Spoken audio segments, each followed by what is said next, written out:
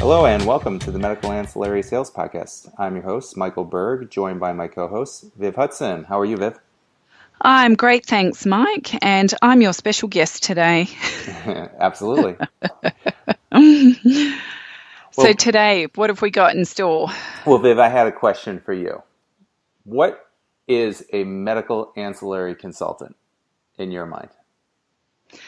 Well, in my mind, I think that the sales force in general is really moving to be more of a consultant kind of focus. And when I say a consultant, is someone who becomes more of an advisor for your business or for your practice. So someone who can help deliver value in providing you some information and sharing perhaps their expertise and experience around what they've seen happen for other practices and how you can leverage some of those opportunities for your practice.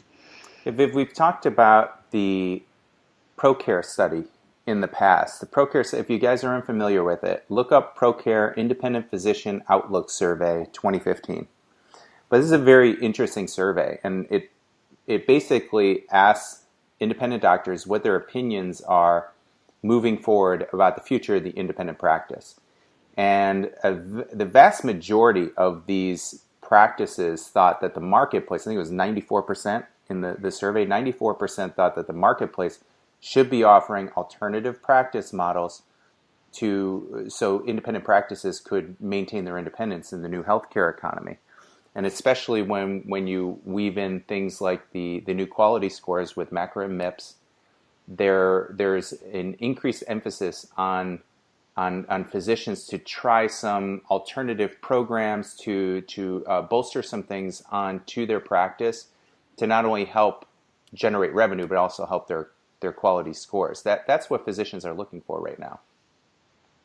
Right, absolutely. And if you do the same thing you've always done, then you'll always get what you've always gotten. So with the increasing challenges that we see from insurers and now with the additional compliance issues for quality points, the ability for practices to differentiate themselves is really going to establish their value to their local community, just as a consultant from their knowledge and experience provides value to the physician. Yeah, so in my mind, Viv, this is the telling statistic that was my big takeaway from that ProCare study. And this is what I mention to physicians when I talk to them. And this is something that I would think is very important to be part of your repertoire. In this survey, 73% of independent doctors said they wanted to maintain their independence, but nearly half of them anticipated that they're going to end up having to sell. So you see a huge increase in the use of ancillary programs. The use of ancillary programs has gone up by double digits each year. I think it was about 40% of practices added at least one new ancillary in the past year, and that number has been going up by double digits every year. So that's physicians addressing that concern. They want to maintain their independence, but they feel like they're being boxed in, and they're going to have no choice but to eventually sell. So this is something that's good to bring up to physicians. I wouldn't shy away from this survey at all, and show them, Doc, this is what we're seeing in the marketplace. Let me share this survey that ProCare did. So you have, on one hand, you have doctors that want to maintain their independence, but a lot of them feel like they're not going to have a choice in the matter. However, there is an alternative. There is a solution here, and that's the use of ancillary programs, which not only help generate revenue, helps with your quality scores, but also helps you deliver better medicine. In most cases, this can help deliver better objective data to help treat or sometimes even cure your patients. It can help your practice run more efficiently. There's a lot of benefits to running ancillary programs. So I think it's very important to clearly define your role as you're going out there and let these practice managers, clinic managers, directors, physicians, whomever you're talking to, let them know who you are and what your role is. My name is Mike Berg. I am a medical ancillary consultant. Let me share a little something with you, Doc. This is the state of the market right now. And what I'm here to do is I'm here to work with those 40% of physicians that are taking proactive steps to improve their quality scores, improve their bottom line, and deliver a higher quality of care. And I'm here to show you all of your options, so I can show you which options are available to you, because there are literally dozens of programs that could help you. But I'm here to help you custom fit solutions that are going to work based on the way you practice medicine and based on your personal goals.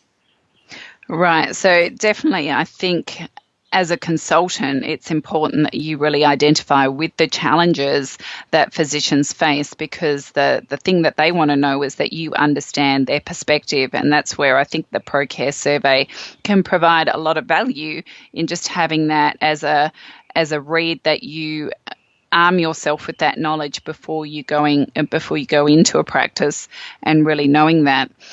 Now, the other thing with ancillaries, and it's interesting now that we're seeing this remarkable growth in this area, is that there's that economic graph of growth. And if you look at any product, there's the early adopters. So who was the first person that bought an iPhone, for example? And then you go into that growth phase where once the concept's been proven, then a lot of people jump on board. So I think we're starting to see that phase with doctors now. So a lot of doctors are quite risk averse. They want to know that the programs are going to be ethical, that they're going to make the money, and they're certainly going to add value to their practice. And I think if you're a good consultant, you certainly know which of those programs can deliver those criteria to your doctor.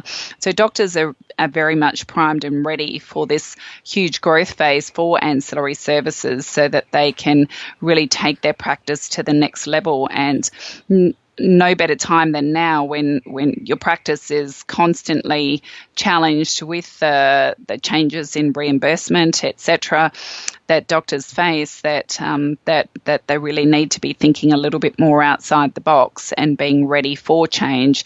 And that's where you as a consultant can really come in, is helping them and really holding their hand and taking them through those stages of implementation until running that ancillary service becomes just second nature within that practice.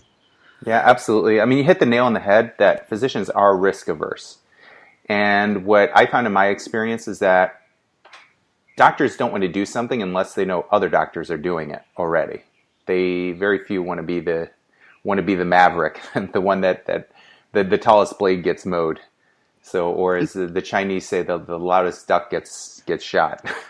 And that'd be you, Mike. That would be the maverick. That would definitely be me. But I think what the way you're setting this up, Viv, is perfect. That you have to make that physician understand that they have a need first, and that ancillary programs are on the rise, and the use of ancillary programs is having a meteoric rise right now, especially among independent physicians. So if you are part of the majority that's taking the proactive steps, you want to position yourself as a doctor. Are you part of that subset of doctors that is going to be taking the proactive steps to maintain their independence? Or are you just going to hang on until the last moment and then sell when you've run out of all options? Obviously, you don't want to put it that way, but that's the that's the general mood, or the general point I try to get across. Then at that point, now I'm here as your consultant. You don't have to pay me anything, but I work for you. I don't work for any of these vendors, but I can show you multiple vendors. And the problem is that some of these ancillaries just flat out don't work. We know that, Viv. We've been down that road, and some of these programs look good on paper, and for whatever reason, maybe insurance companies are not, paying as much as they should. Maybe the vendors just don't quite have the program well thought out. But you always want to bring it around to, doctor, I'm here for you. I'm not going to push you into anything that you're uncomfortable with, but you need somebody like me, because what I'm going to be able to do is study your practice, understand all the different aspects of your practice, and show you some solutions that are custom fit for your practice. And if you're uncomfortable with anything, by all means, I'm not going to push you. And then even when we pinpoint a program that you might be interested in, a lot of times we can bring them multiple angles. For instance, if they want to do an allergy program, well, we can do an in-office. We can do a home immunotherapy. There's allergy drops that are available. They could go to a compound pharmacy and set it up themselves, and we can set them up with the blood test. There's all different ways that we can go about it. But the point is to get them actively engaged and thinking, okay, ancillary programs, which I don't know what I'm going to do, but I got to do something. That's really got to be the point. And I think for you as a consultant, once you get one account, once you've sold one account, it's almost like you have to do that early adopter approach yourself. So once you've got one account on board and functioning and you understand it, then it's easier for you to get more accounts on board as well. But definitely sharing with doctors that the opportunity that ancillaries bring and helping them understand that this is quite normal, that a lot of doctors are now looking at other opportunities for making money and turning to ancillaries should definitely be part of your approach to helping them. And also there's a lot of people who consult to physicians and they charge for basically what you as a medical ancillary sales consultant does. They're actually charging for their time, and there you are rolling up and providing this free and invaluable service to doctors just because of your expertise in the ancillary market. We just saw that email, Viv. There was a doctor forwarded us an email from a company that's doing a symposium, a webinar that doctors can attend for $195. They can learn about their different ancillary options. You're providing value there. But the point being, my approach first, because I know sometimes you're going in there and you're trying to get them going on a specific program. But before you try to nail them down on a specific program, you really have to get them to buy into, do I need an ancillary or not? Which ancillaries they choose and which vendors they choose, then those are some of the details that are going to be worked out. But first and foremost, you got to get that confirmation from the doctor that, yes, ancillaries are something that I should seriously be looking into and would benefit my practice. Yes, indeed, Mike. So I think just to always remember that you are providing value, and the more knowledgeable you seem about the challenges doctors face, and then understanding that ancillary programs are needed for doctors. I think if you go in with that mindset, then you'll certainly have a lot more success. Absolutely. This is what we're hearing from other doctors. This is what they're doing to address it. Have you seen this ProCare survey? This is pretty interesting. This is what a nationwide survey of independent physicians are saying. This is what they're doing as proactive steps. Doctor, what are you doing proactively to address these things? Have you ever thought about instituting some ancillary programs to be able to address these things? And if you are, well, there's nobody better than myself because to help navigate that minefield, because I can show you not every program is great. We can lay out all your options for you. So anyway, I beat this topic to death as usual, Viv. When you get on a roll. Thanks, That's right. Mike. Thank you.